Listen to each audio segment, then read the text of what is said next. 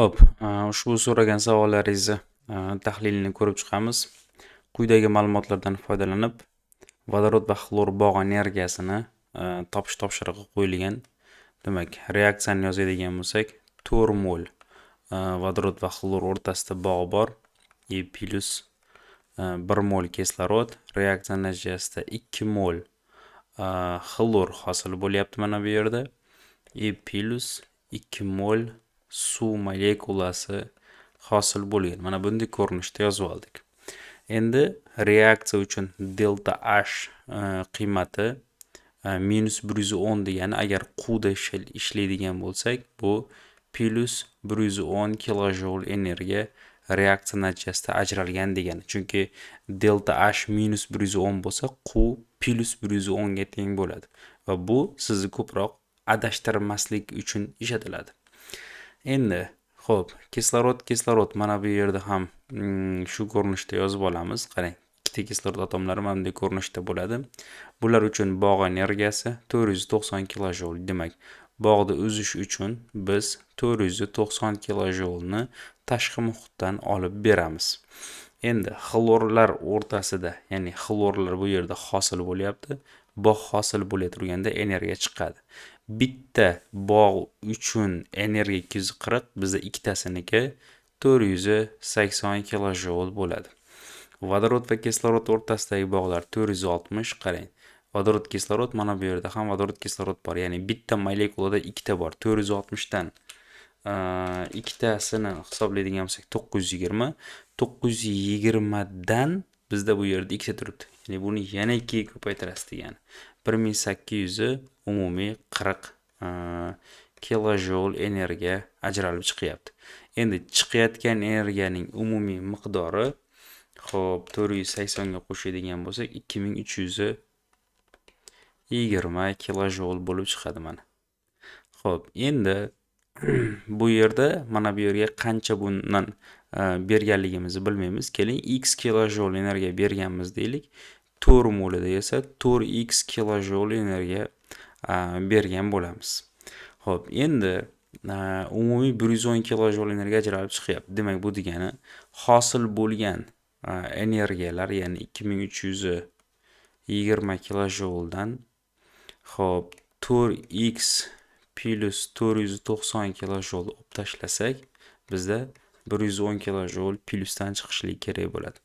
Endi buni hisob kitobini bajarib chiqamiz. Ya'ni qanday bo'ladi?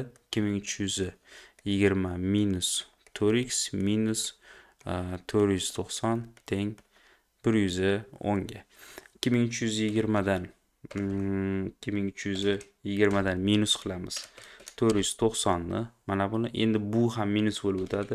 110 ni ham minus qilamiz. 1720 qolyapti. Demak, 1720 miz teng bo'ladi 4x ga. Demak, 4x bu yoqqa plus bo'lib o'tadi. Demak, x topmoqchi bo'lsak, 1720 ni 4 ga bo'lsak, 430 kilojoule kelib chiqadi. Bu bitta x uchun 430 kilojoule degani. Bizga vodorod xlor o'rtasidagi bog' so'ragan, 430 kilojoule mana bu yerda turibdi mana. Ko'ryapsizmi? Biz x deb belgiladik bittasinikini. Shuna to'g'ri javob B bo'ladi. Menimcha yechimini tushundingiz. Endi bundan avvalgi nimada ham aynan bog' energiyalari masalasi bo'yicha savol bergan edingiz, adashmasam, o'tgan safar ko'rib berganimda. Menimcha bu mavzu bo'yicha ozgina muammolaringiz bor shekilli. Endi agar qo'shimcha sifatida meni YouTube kanalimda ham issiqlik hodisalari bo'yicha, ya'ni mana shunday bo'yicha dars tushuntirganman. Yaxshi video dars bor. Ochib ko'rsangiz bo'ladi, bir qator ko'rib takrorlab olsangiz tavsiya qilaman. Yaxshi narsalar o'rganib olasiz. Xo'p, endi mana bu yerda reaksiya 50 gradusda 40 gradusdagiga qaraganda 2 sekund oldin, 60 gradusdagiga qaraganda 1 sekund keyin tugaydi.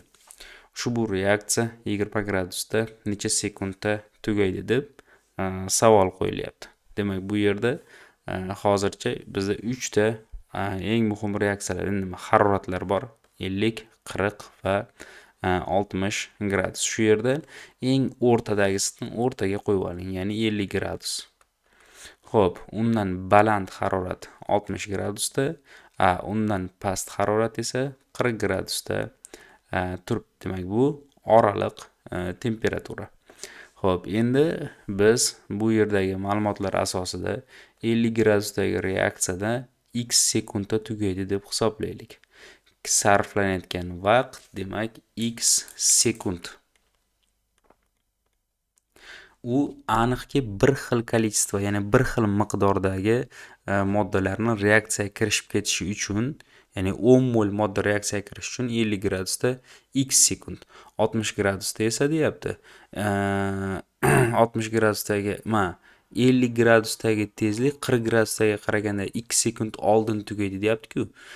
Demak bu mana bu yerda x plus 2 sekund vaqt ketar ekan, chunki shunga nisbatan 2 sekund oldinroq tugayapti. 60 gradusdagi qaraganda 1 sekund keyin tugaydi deyapti. Demak bu yerda x minus 1 bo'ladi, chunki qanchadir mana 10 sekund vaqt ketsa bunga, mana bu yerga 11 sekund ketadi yoki mana bu yer 10 sekund bo'lsa bu yerga 9 sekund vaqt ketadi deyapti. Endi mana yozib oldik, ko'rsatib oldik belgilarini. Endi ushbu reaksiya 20 gradusda necha sekundda tugaydi deyapti. Endi bu yerga 20 gradusdagisini aniqlashligimiz kerak bo'lar ekan. Xo'p, ana endi buni qanday qilib hisob-kitob qilamiz? Xo'p, vaqtlar nisbati bizga bu reaksiyani temperatura koeffitsiyentini, umumiy reaksiyani tezliklarini nisbatini bildirib beradi. Chunki nega deganingizda, mana x plus 2 sekund 40 gradusda ketsa, 60 gradusda esa x minus 1 sekund ketyapti. Endi mana bu yerdagi reaksiyani tezligini aytaylik v1 desak, bu v2, bu yer esa v3, mana buni esa v4 deylik. Harorat ko'tarilgan sari tezlik ham shunga mos ravishda oshib boradi. Xo'p, endi biz bu masalani qanday qilyapmiz? Mana bu yerdagi 40 gradusdan 60 gradusga yoki 50 gradusdan 60 ga o'tganda bu temperatura koeffitsiyentini beradi. O'rtoqlar, mana shunday nisbat bir-biriga teng bo'lishi kerak. Ya'ni siz 50 gradusda 50 x sekund vaqt ketsa, mana bu yerda esa x minus 1, ya'ni x minus 1 sekund vaqt ketadi. Shu ikkisini nisbati, ya'ni 50 dan 60 ga o'tgandagi vaqtlar nisbati bu tezliklarning nisbatini beradi. Bu teng bo'ladi. Mana bu 50 bilan 40 gradusdagilarda o'rtasidagi tezliklar nisbatiga teng bo'ladi. Demak, bu yerda x plus 2 sekundni x sekundga bo'lganimiz o'zaro bir-biriga teppa-teng bo'ladi. Menimcha bu holatni tushunyapsizlar, demak. Qarang, 60 gradusdan 50 gradus o'rtasidagi ketayotgan vaqtlarni nisbati qanday bo'lsa, bu yerda ham xuddi o'sha nisbat bo'ladi. Shuni esdan chiqarmanglar. Endi buni hisob-kitob qilamiz. X ni x ga ko'paytirsak, x kvadrat kelib chiqadi. Teng. Endi mana bularni ko'paytiradigan bo'lsak, x minus 1 ni ko'paytiramiz x plus 2 ga. Xo'p, endi buni hisob-kitob qiladigan bo'lsak, x kvadrat teng, x ni mana bunga ko'paytiryapman, qarang. X ga x ni ko'paytirsak, x kvadrat bo'ldi. X ni mana bunga ko'paytiradigan bo'lsak, plus 2x bo'ldi. 1 ni bunga ko'paytirsak, minus 1 x ga teng bo'ldi. Mana buni bunga ko'paytirsak, minus 2 ga teng bo'ladi. Xo'p, bu yerdan endi mana bu x larni o'zaro qisqartirib olishimiz mumkin, bemalol.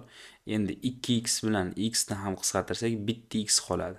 Bitta x'imiz teng, bu 2 bu yoqqa plus bo'lib o'tsa, x'imiz 2 ga teng bo'lib chiqadi. Ko'rdingizmi? Demak, x qiymati 2 ga teng bo'ldi. Bu aniq qiymat bo'ldi. Endi ushbu reaksiya 20 gradusda necha sekundda tugaydi desa, siz ungacha bo'lgan holatda hisoblashingiz kerak bo'lgan joy bor. Demak, mana bu yerda x 2 ga teng bo'lsa, demak men 60 gradusda aytaylikki 1 sekund vaqt sarflayapman.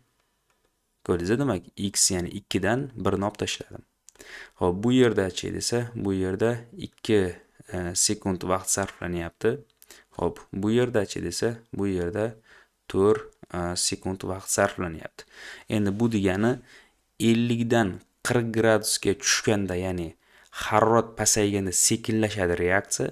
Natijada vaqt 2 barobar ko'proq vaqt ketyapti. Shundan bilsa bo'ladi gammani qiymati 2 ga tengligini, yoki 60 dan 50 ga tushganda 10 gradusga pastlayapti. Har 10 gradusga pastaganda tezlik 2 barobarga sekinlashyapti. Shuning uchun 2 barobar ko'proq vaqt ketyapti deb tushunsangiz bo'ladi. 40 dan 20 gradusga tushayotganda nima bo'ladi desa, endi gamma 2 ga teng-ku. To'g'rimi? Gamma 2 ga tengligini biz bilib oldik. Bu degani har 10 gradusda 2 barobar sekinlashadigan bo'lsa, vaqt 2 barobar ko'proq ketaveradi. Ya'ni 40 dan 30 ga tushganda 8 sekund, 8 sekund bo'lsa 30 ga tushganda 8 sekund, 20 ga tushganda 16 sekund bo'lib qoladi. Demak, siz 16 sekund deb tanlashligingiz kerak. Agar endi misol uchun topishga qiynalsangiz, mana bunday qilib oling. Mana 40 gradusdan birinchi 30 gradusga tushiring. 30 dan keyin 20 gradusga tushiring. 40 gradus uchun 4 sekund vaqt ketyapti deb hisoblasak, har bir jarayonda tezlik 2 barobar sekinlashadi. Tezlik bilan vaqt teskari proporsional. Tezlik, misol uchun aytaylik, sekinlashsa, vaqt ko'p ketadi. Shuncha martasi to'g'ri tushaveradi. Tushundingizmi? Demak, 40 gradusdan 30 gradusga tushganda 2 barobarga vaqt ko'proq ketadi, ya'ni 8 sekund vaqt ketadi mana bu yerda. Endi 8 sekund 30 dan 20 ga tushganda yana 10 gradusga harorat pastlaganligi uchun tezlik yana 2 marta sekinlashadi, lekin vaqt yana 2 barobar ko'proq ketadi. Endi 16 sekund vaqt ketayotgan bo'ladi 20 gradus uchun.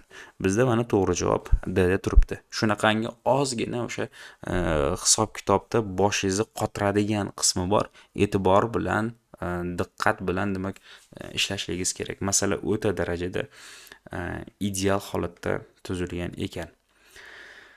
Xo'p, endi oxirgi so'ragan savolingiz qoldi. Ya'ni bu ham kinetika bilan bog'langan.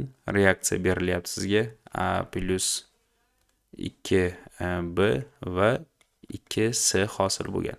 Ushbu reaksiya tenglamasiga ko'ra 80 gradusda reaksiya, demak 80 gradusda 0,2 mol A modda, 0,4 mol B modda bilan boshlangan reaksiyaning tezligi, demak dastlabki miqdorlarni yozib olsak bo'laverar ekan.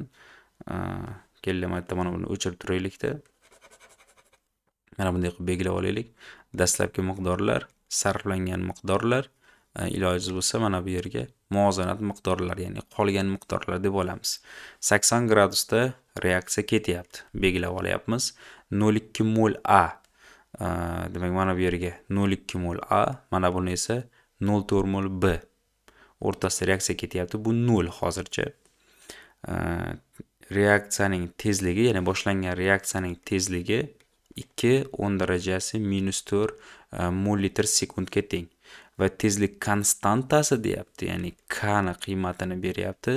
5⁻⁻2 litr kvadrat mol kvadrat sekundga teng bo'lsa, reaktor hajmini aniqlang. Nihoyatda ham bu yerda oddiy holat berilyapti. Ya'ni shu bizga berilayotgan reaksiya uchun reaksiyaning tezligini tezlik konstantasi A ko'paytiruv B va uni kvadrati degan formula bor. Va biz idishda hajmini x litr deymiz, ya'ni bilmaymiz. Tezlik sizga berilyapti 2⁻⁻⁴ teng tezlik konstantasi, demak 5⁻⁻2 ko'paytiruv A moddaning konsentratsiyasi qancha desa, A moddaning konsentratsiyasi 0,2 molni x litrga bo'linganiga teng, ya'ni idishning hajmi qancha bo'lsa shunga bo'lasiz. Ko'paytiruv, ikkinchisi B niki qancha desa, 0,4 ni x ga bo'lsangiz bu yerda konsentratsiya chiqadi, uni kvadrati, chunki altda necha turibdi? 2 turganligi uchun kvadratga oshiryapmiz. Shu hisob-kitob, ya'ni matematik tenglamani ishlashligimiz kerak. Demak, bu ko'zimizga unaqangi murakkab savol sifatida ko'rinish kerak emas. Demak, 2⁻⁻⁴ teng 5⁻⁻2 ko'paytiruv 0,2 taqsim x to'rsin. Bu ko'paytiruv mana bu yerda ochirsangiz 0,4 ni kvadrati 0,16 bo'ladi. X ni kvadrati mana bunday bo'lib turaveradi. Agar ikkalasini mana bunday qilib ochib kengaytirib soddalashtirib olamiz, deydigan bo'lsangiz, demak o'zaro bir-biriga to'g'ridan to'g'ri bular ko'payaveradi. Ya'ni qanday holga keladi? 2 10 darajasi minus 4 teng 5 10 darajasi minus 2 ko'paytiruv 0,2 ni 0,16 ga ko'paytiramiz. Xo'p, 0,032 Xo'p, bo'luv x larni ko'paytirsak, x ni kubiga aylanib qoladi. Xo'p, mana buni tagida ham bir bor desak, yana bular bir-birlaridan o'zaro ko'payadi. Ya'ni endi u yana ham qisqaroq ko'rinishga o'tadi. 2 10 darajasi minus 4 teng bo'ladi. 5 10 ustida minus 2 degani 0,02 degani. 0,05 degani. Tushundingizmi mana? 5 10 ustida minus 2 degani 0,05. Xo'p, buni ko'paytiramiz 0,032 ga 0,0016 bo'lingan x ni kubiga teng bo'ladi. Mana buni tagida bir bor desak, proporsiya kelib chiqyapti. Ya'ni 0,0016 teng bo'ladi. Demak, 2 10 darajasi minus 4x kubga. Shu yerdan x kubni topmoqchi bo'lsak, mana bu sonni shunga bo'lishimiz kerak. Ya'ni bu degani 4 ta 0 bor songa. Ya'ni 0,0016 bo'lamiz 0,0002 ga bo'lsak 8 kelib chiqyapti. Nechchini kubi 8 ga teng bo'ladi desak, bu yerda x qiymati 3 ga teng bo'lib, 2 ga teng bo'lib beradi. Ya'ni 2 ni kubi rostdan ham 8 degani. Biz x ni idishni hajmi deb belgiladik, ya'ni 2 litr ekan. To'g'ri javobimiz mana bu yerda turibdi. B javob bo'lib.